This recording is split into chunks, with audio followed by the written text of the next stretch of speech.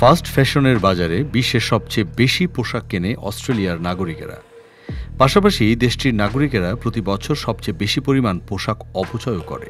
প্রতি বছর একজন অস্ট্রেলীয় নাগরিক গড়ে 23 কেজি পরিমাণ পোশাক ফেলে দেয়।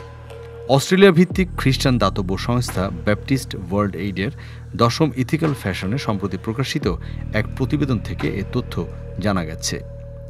ব্যাপটিস্ট ওয়ার্ল্ড এইডের প্রতিবেদন অনুসারে বিশ্বব্যাপী প্রতি বছর প্রায় 92,000 টন টেক্সটাইল বর্জ্য তৈরি হয়।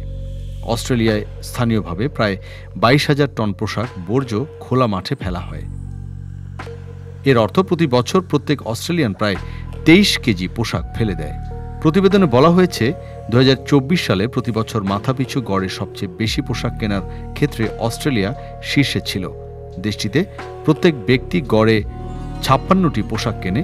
যুক্তরাষ্ট্রে এই সংখ্যা 53টি, চীনে 30টি এবং যুক্তরাজ্যে 33টির মতো।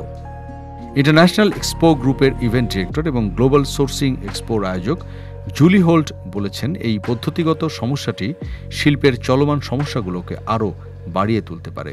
এর মধ্যে রয়েছে পরিবেশ দূষণ, গ্রিন ওয়াশিং এবং কিছু বিক্রেতার জবাবদিহিতার অভাব। তিনি আরও বলেন, প্রতিবেদন অনুযায়ী প্রতি 10 মিনিটে অস্ট্রেলিয়ানরা প্রায় 600 কিলোগ্রাম পোশাক এবং টেক্সটাইল পণ্য ফেলে দেয়। এর মধ্যে মাত্র 7% পুনর্ব্যবহার করা হয়। এটি একটি বড় পরিবেশগত চ্যালেঞ্জের পাশাপাশি বর্জ্য ব্যবস্থাপনার উন্নতির জন্য একটি গুরুত্বপূর্ণ সুযোগও তুলে ধরেছে।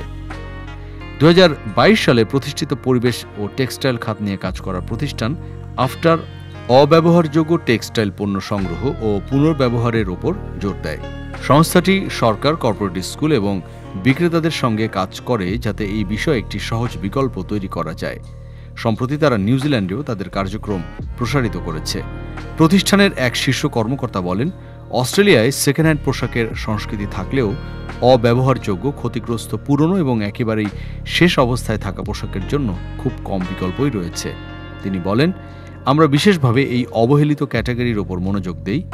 আমরা পুরনো, বিক্রয় অযোগ্য এবং অব্যবহারযোগ্য টেক্সটাইল পণ্য সংগ্রহ করি এবং নিশ্চিত করি যে এগুলো নৈতিকভাবে ও টেকসই পদ্ধতিতে আপসাইক্লিং বা পুনর্ব্যবহার করে কাঁচামাল যেমন সুতোয় পরিণত করা হয়, যাতে এগুলো আবার সার্কুলার ইকোনমিতে প্রবেশ করতে পারে।